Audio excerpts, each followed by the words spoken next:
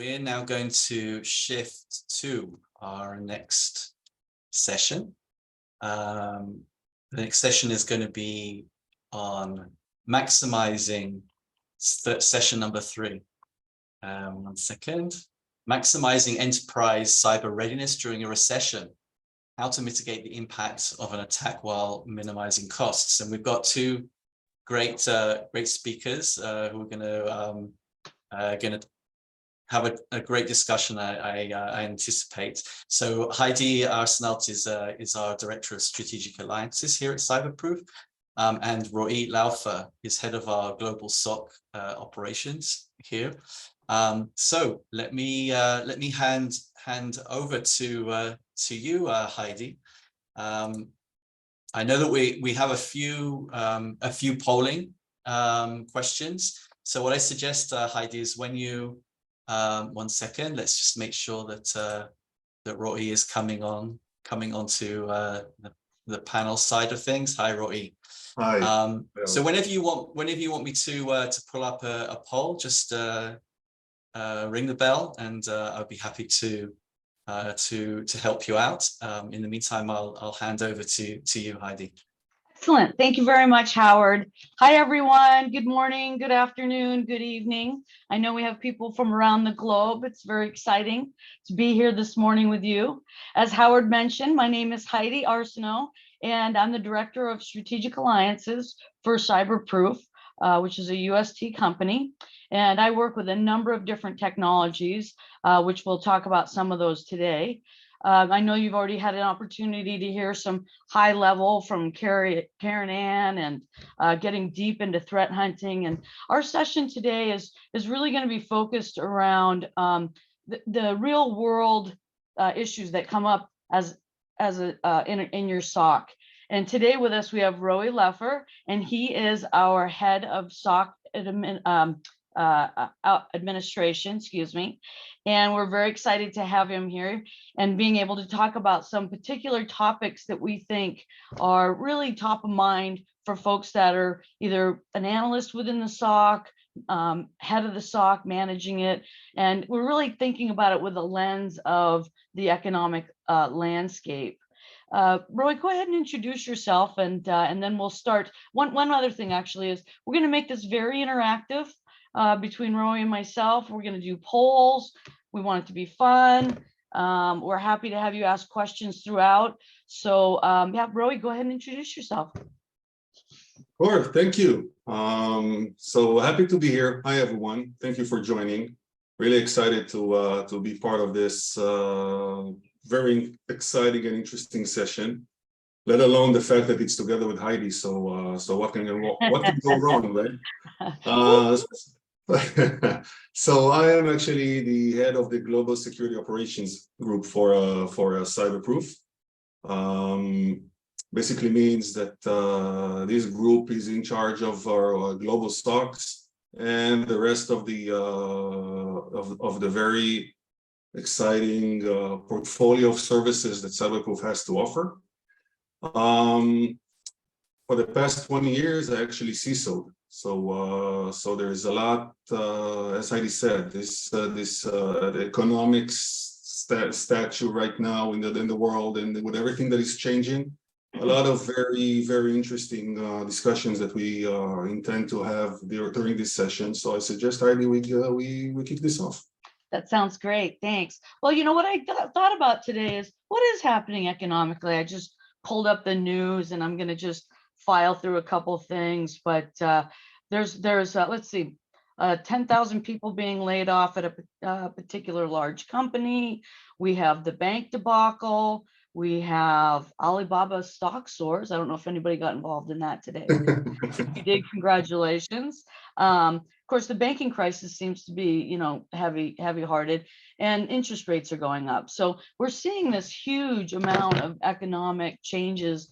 And really what we want to talk to you about is how is this impacting you and your SOC operations today? As we know, IT spend is somewhere between 6 and 14% for security as part of the all-up IT budget.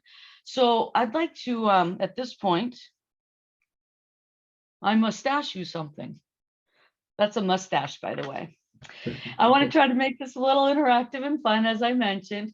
So go ahead, Howard, can you put the first poll up for us today? And that is, how do you simplify your vendor management when you're working with multiple technology vendors? And in this economic climate, how has your spending been affected? Was it cut significantly, slightly, not at all, or expecting to be cut soon? And we really appreciate your interactivity on this. Yeah, we'll give it a few moments here as people start answering. That's great, thank you. Please add in your thoughts.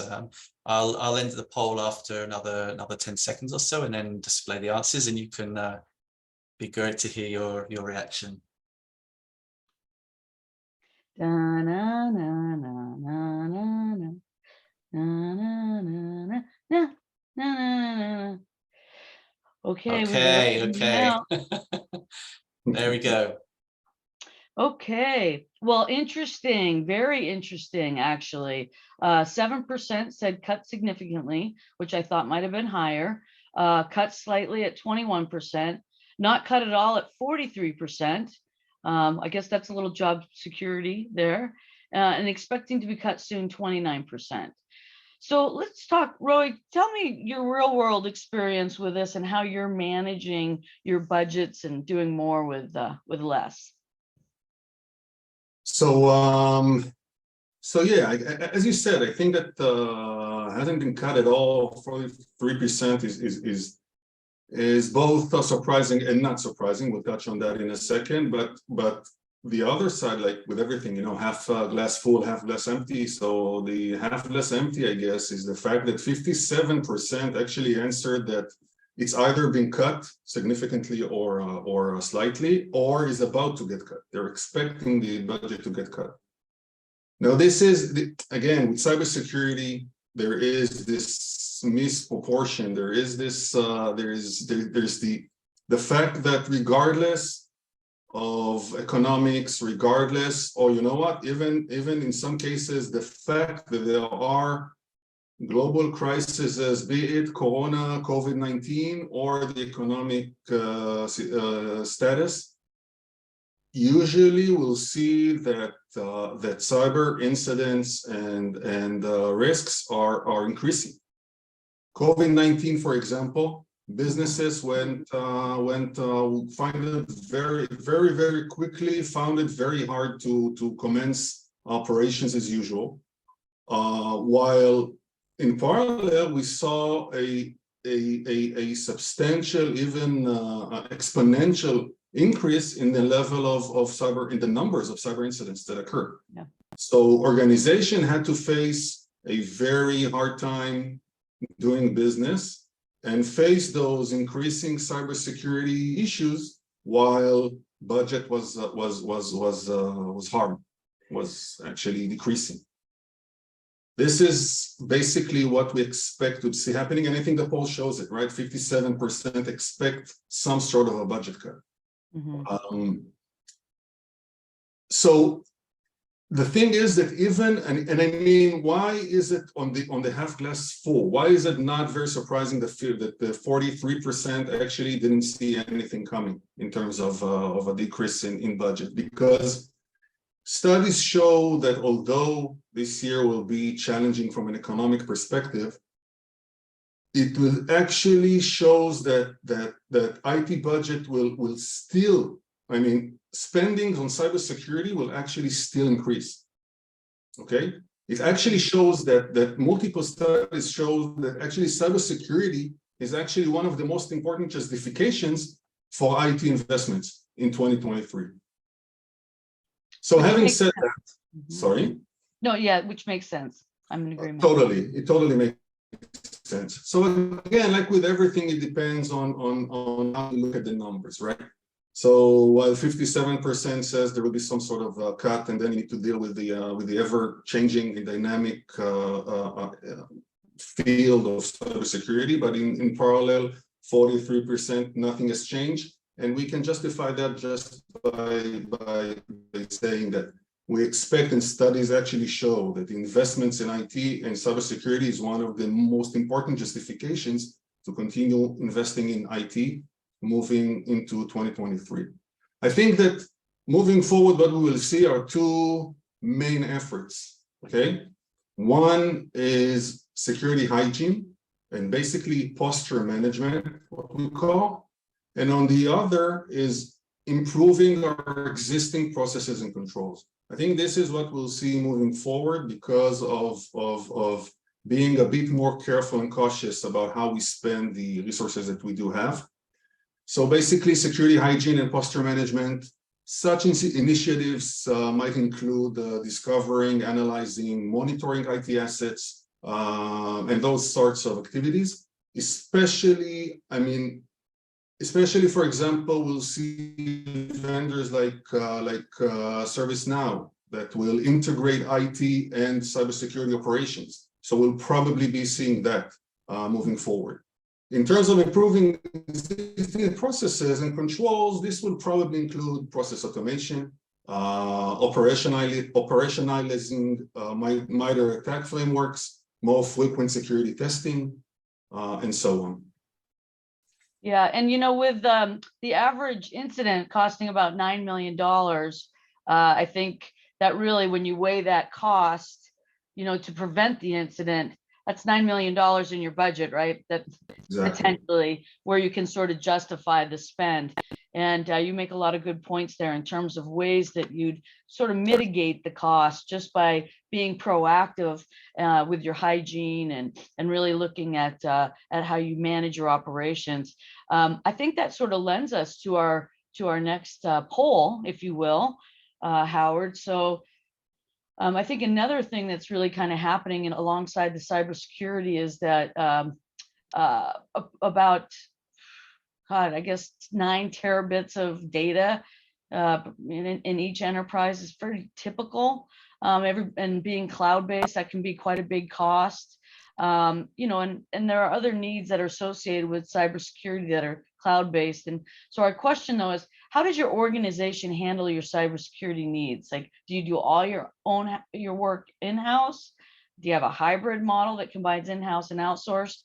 We do know that about 70% of all enterprises have some level of outsourcing, whether it's staff augmentation, threat hunting, or a particular thing. But curious, the poll here with our folks on the line here, and also, do you have your own SOC or using something external? And we'll go ahead and take that poll, and then we'll come back to you with the results. Oh wow, that was quick. Interesting. Okay, Roee, let's see here. So 19% says all in-house, hybrid model that combines in-house, 67%, I think, which is consistent with what we just talked about. 70% of all companies do some level of outsourcing. And exclusive external is 10%. Interesting. So what's your take on this, on the poll, Roee? How do you see this actually applying in your own SOC operation? Yeah, I actually do. And this is why we at CyberProof, we operate under the assumption that there's no what we call one size fits all, one SOC fits all, okay, one MDR fits all.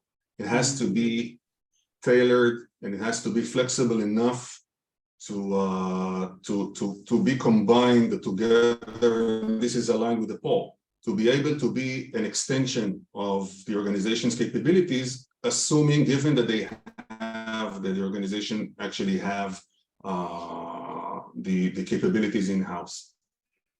So the model will actually mean that there is some sort of capabilities within the organization, and the MDR service provider is actually combining forces together with the local skills that the organization has. So this is very consistent with what we're seeing. It means that from a service provider point of view, there has to be this level of flexibility. There has to be the ability to integrate into existing teams and work seamlessly together, which is not always as easy as it might sound, okay? There has to be very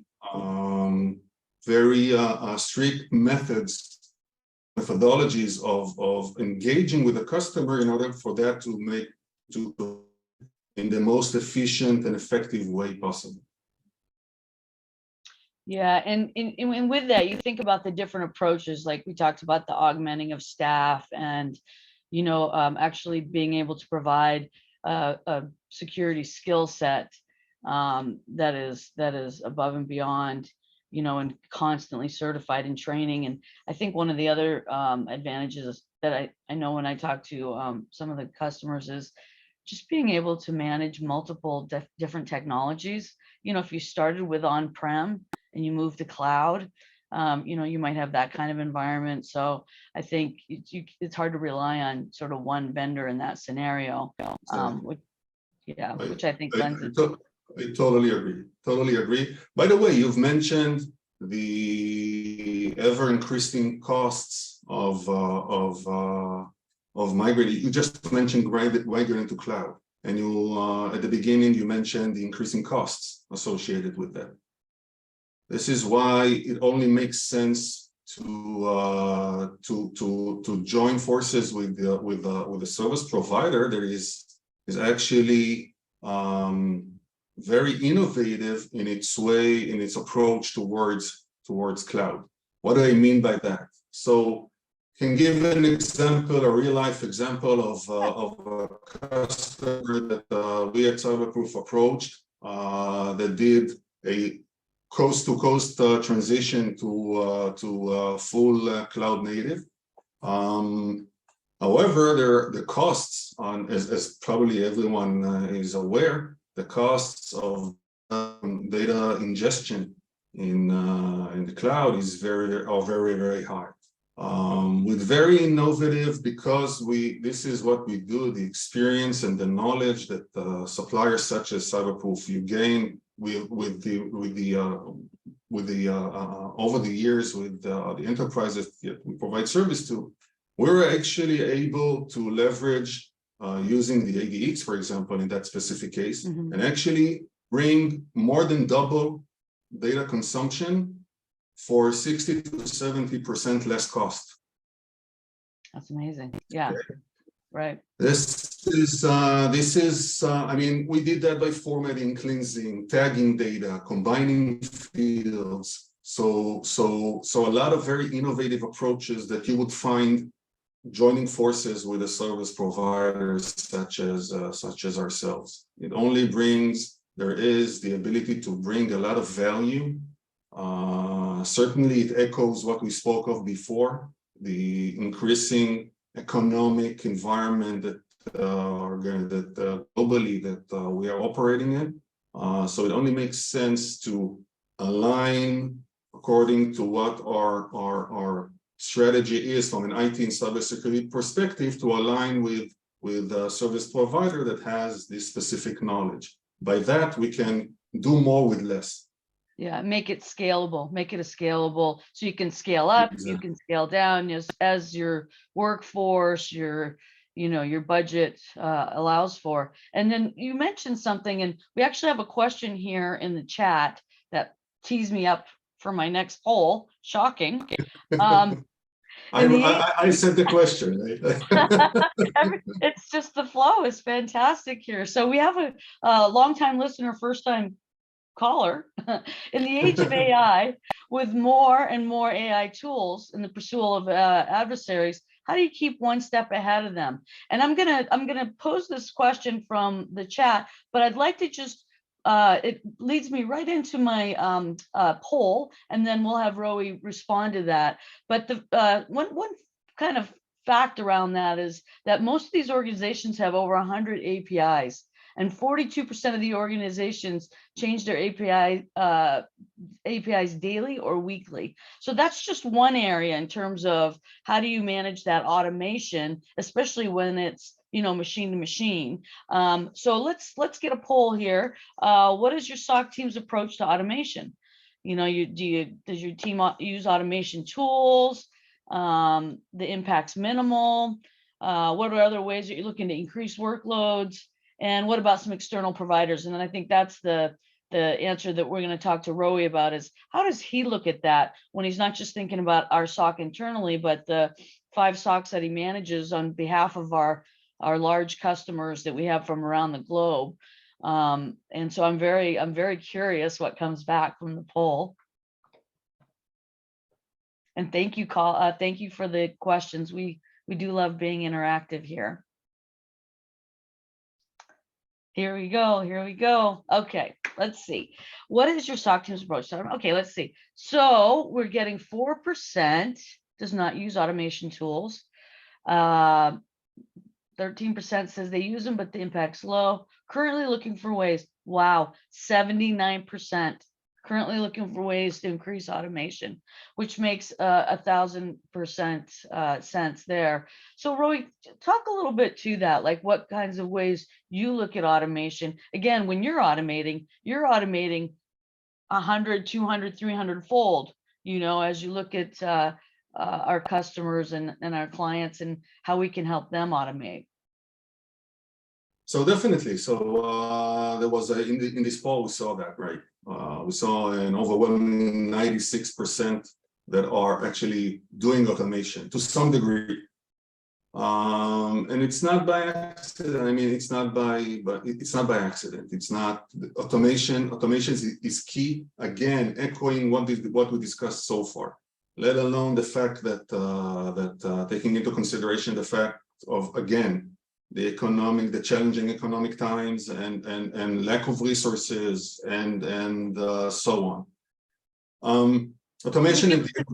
I was going to say, can you give us an example of maybe how you've, you know, a particular type of automation that we've used and what kind of impact it had? So I mean, I can't think of any specific automation. I can say, generally speaking, that we use automation very broadly in order to expand our ability to react and to detect and respond quicker, more efficiently, and more effectively. Okay. At the end of the day, this is what every cyber program that you would see within an organization or even a service provider, it doesn't. At the end of the day, there's one purpose. The purpose is to be able to detect the incidents as close to real time as possible and to mitigate as fast as possible and as efficiently as possible. At the end of the day, this is cybersecurity, right? Like with everything else, but specifically with the cyber arena, there's no 100% bulletproof program. So we take into, I think it was Eugene Kaspersky, if I'm not mistaken, that actually said in the past that there are 2 types of organizations, one that has been hacked and another that doesn't know it's been hacked. So it's not a question of if, it's a question of when. So when the organization will get hacked, with all the efforts that we're making into being able to prevent that, we know sometime it will probably happen. This is where all the efforts that we build need to come into action. We need to be able to detect and respond and minimize to the extent possible the impact of the breach on the organization operations. Okay, this is what we're trying to aim at. Automation only, and we need to do all that with an increasing challenge of having enough resources, being able to maintain them, train, and so on. Automation only brings to the table the ability to do more with less. The ability, for example, you asked about a specific, I can tell you a specific use case for us, is being able to free the analysts to handle what is actually requiring for them to be able to concentrate and to do the work. So taking a load off with all the routine type of activities that evolve around operating a SOC and letting the analysts focus on what the tasks that are truly of importance to be able to react in a speedy manner. Yeah, and it sounds like I've been able to see, like with our customers, when you look at sort of over time and we start to apply use cases and playbooks, that are really a form of automation that allow us to be able to mitigate some of these before they even happen. And it's really based on their environment. You see a trend of something that's happening. You know, I know, and I've heard some CISOs talk about, like, a lot of security breaches are your internal employees. It's not, you know, so you can see trends and how they're you know, getting onto the system, or you know, a number of things that you can use case studies and playbooks to really predict some of these as a non-starter, right? Like, this is something we need to take a deeper look into, or this is a non-starter. And I think that's one of the goals that we always try to get to, is how many of these can you actually increase the mitigation factor by using these use cases. And Yeah, go ahead. right. So obviously, of course, I cannot agree more with what you said. I mean, we can speak alone on the topic of automation. This is a topic on its own, right? I can't emphasize enough how important that is on multiple levels. So I mentioned before about the ability to free the analysts to handle the more important tasks and let the automation run its course and free them in order to do that. Even during an investigation, okay? There is a huge difference between having the analysts go and fish for the logs and for the information it needs, be it reputation over certain IP or a data enrichment in terms of a host or IP enrichment or whatever, instead of having an automation run in the background. And as part of the investigation, the analyst already gets all the information that he needs in order to conduct a very thorough investigation with all the information that is already there. Yeah. So this makes, it might sound trivial, but this makes a whole lot of difference in terms of how effective and speedy the reaction time is. I mean, there's so many things we can do with automation. AI, by the way, you mentioned AI at the beginning. This is basically a very, very, very sophisticated form of automation, right? And we see that surging. Yeah. It's, I mean, I think it was an IBM study, cost of a data breach, I think, of last year, that actually found that organizations that have deployed security AI and automation actually incurred around $3 million less on average in breach costs. Yeah. So this basically was the AI and automation. This basically was the biggest cost saver found in that particular study. Yeah. So actually organization, what it means is that organizations that use security AI and automation actually detected and contained breaches faster. That's basically what it means. Yeah. So I think it says it all. Yeah, that makes, yeah. So, and just to add on that a little bit, is I know that you have some particular ways when you think about it. There's the automation. There's also, you know, you have so many different places that you're getting the logs and the data from. And, you know, with that, you can incur a large cost associated with your cloud provider. We love you all, though, by the way, all the cloud providers. As an alliance person, I have to walk that middle road. But you know, we do want to say, we do want to, you know, make sure that we're looking out for our customers' best interest, and that they're spending their money in ways like not just on cloud churning of data, but more things that are going to be longer term, like AI. But I know that in particular, we have some large customers that we work with. We work with like some of the top Fortune 50 companies in the world, large organizations, and they have very complex environments where, you know, they have over 20 different technologies that they might be using, and they're, you know, getting logs from, you know, thousands of endpoints, hundreds of thousands of endpoints. So I understand that you use a technology, the ADX technology from Microsoft. And that's kind of one of our little secret sauces that I know that you guys use innovatively. Can you tell us a little bit more about how that works and why it's important to our folks here on the call? Of course. So basically, and I mentioned this before, basically, I mean, the entire topic that we want to cover, we're trying to cover is how do we operate in these uncertain times, okay, economically speaking.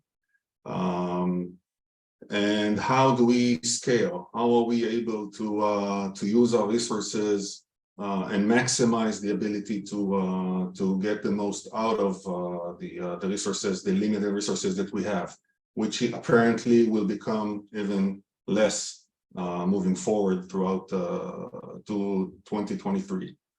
One of the more, as you said, secret sauce or the more innovative things that that we're doing is actually using the ADX, as you mentioned. As I mentioned before, we came up with a very innovative idea that what stands behind it is that we bring to the SOC exactly what it needs. We found out that there is, I mean, data ingestion costs money.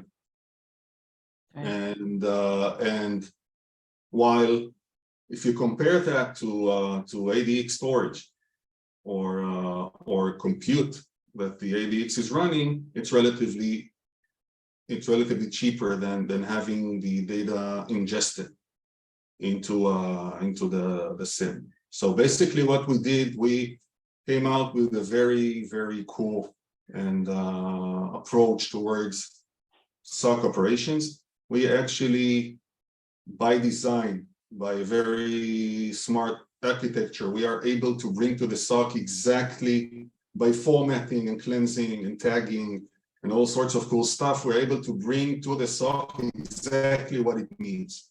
The rest of the data that the SOC currently does not need in order to operate, the rest of the data stays with the ADX.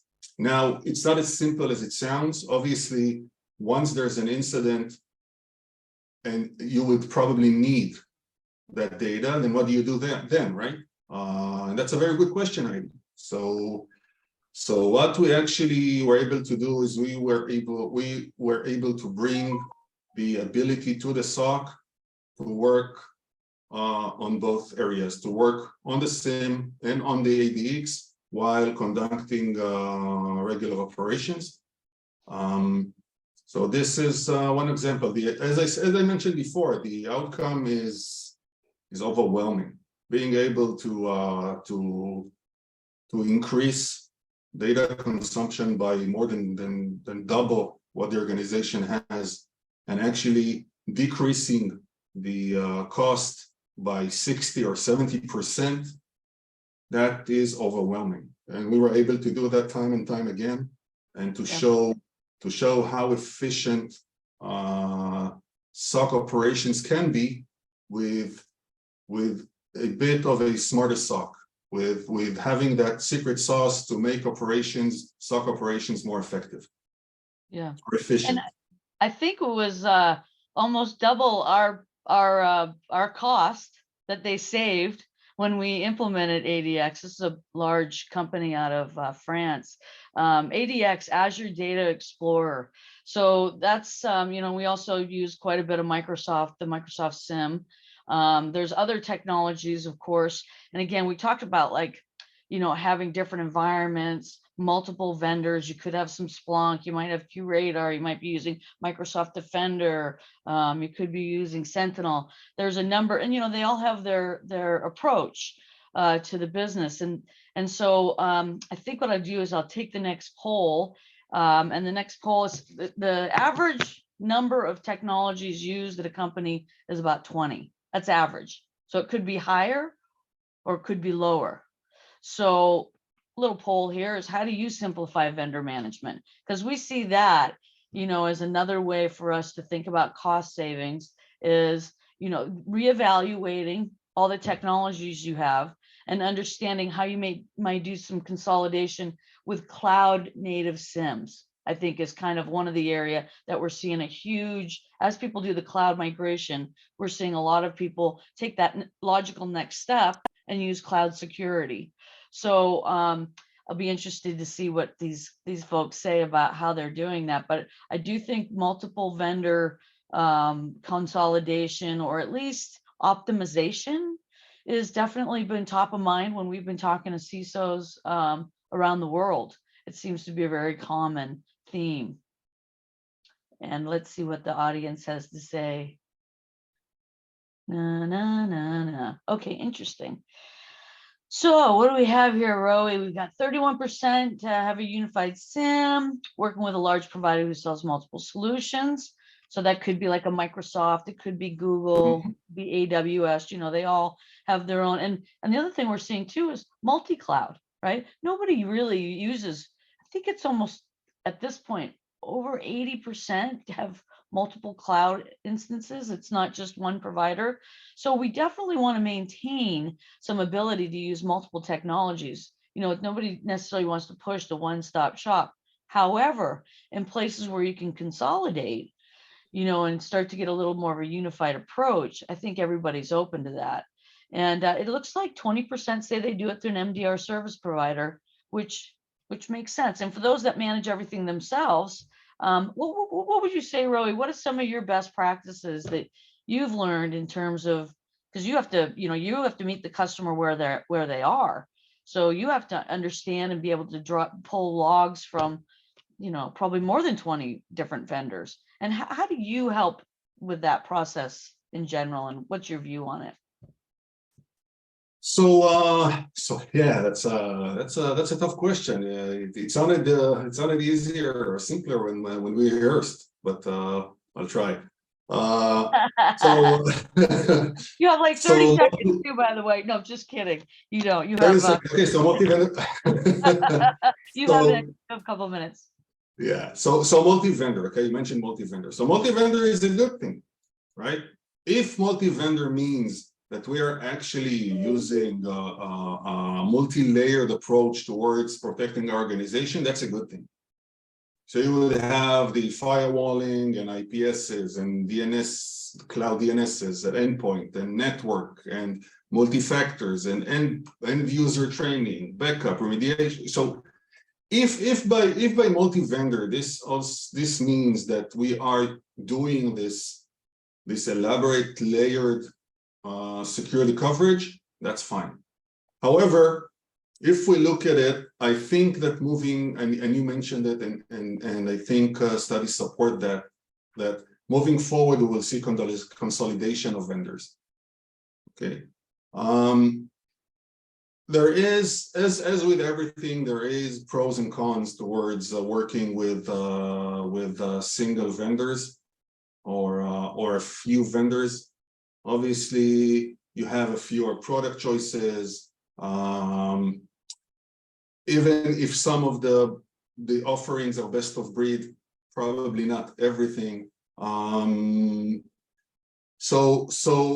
on the other hand, what you gain out of it is you have a single pane of glass for managing everything. You have the ability to even if you're an organization, you have the ability to negotiate, right? So you're able to negotiate pricing by combining multiple solutions together in a package. We obviously, and if you're an organization and you use a single vendor, you would need to do less training. For example, you have one partner, you have one account team, you have one contract, so one support number even. So it's easier to the overall overhead of managing the cyber program decreases dramatically. You have one trusted security advisor. So I think we can go on and on about the pros, about what are the pros moving to a consolidated approach towards vendors. I think this is, as I said before, I think this is what we will see moving forward. By the way, this is, I mean, with CyberProof, this is exactly, you mentioned it, we want to meet our customers where they're at. So this from CyberProof's operations perspective, it means that we need to be able to support, and we do, multiple vendors. We're able to come to organizations and actually we have the flexibility of being able to support their vendor of choice. what it means is from an operations perspective, it means that we probably take the headache away from organizations that have to do these types of training. So we support Splunk, and we'll do Logarithm, and we'll do Chronicle, and we'll do Sentinel, and we'll do Curator, and we'll do Sumo Logic. So we'll do a lot of multi-vendor or abilities to support and meet our customers potentially where they actually, with whatever solution they might use. Yeah, thank you. And you see that too with M&A. A lot of merger and acquisition going on right now and consolidation. And so we do see like that vendor roll up there as well. So I just would, in closing, I just want to thank everyone for their time today. Thank you to my esteemed colleague Roee for sharing some of his insight. If you'd like to reach out to us, we're on LinkedIn, so we're happy to speak to you personally. And then also we're going to be at RSA in mid-April and would love to connect. So please look us up in LinkedIn and continue the conversation. And for that, I am out. Thank you. Thank you, Heidi and Roee. That was a great session. Really Right. appreciate your time.